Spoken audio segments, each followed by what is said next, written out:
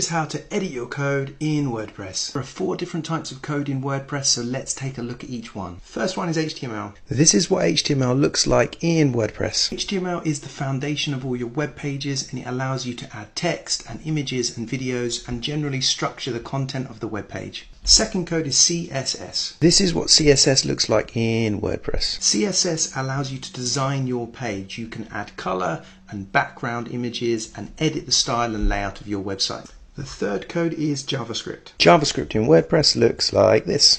JavaScript allows you to add dynamic functionality to your website. This makes your website more interactive instead of static and dull. For example, it would allow you to execute events, validate forms, and connect with third-party APIs. The fourth type of code is PHP. PHP in WordPress looks like this. PHP is a server-side programming language, and it's mostly used to manage your entire WordPress backend. There are 3 different ways in which you can edit your code in WordPress. To edit the HTML of a single page, visit that page and scroll to the right hand side and click on text.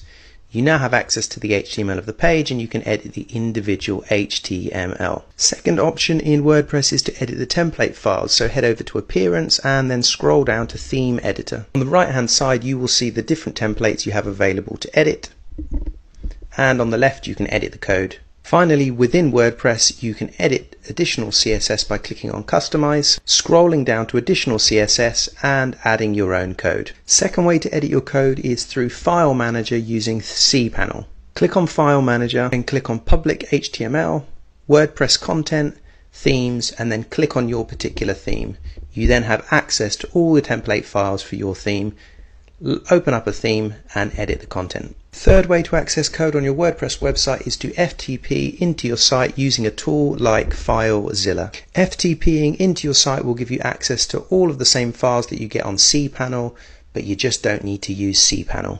You will need to know your host, username, password, and port, which you can get from your hosting provider.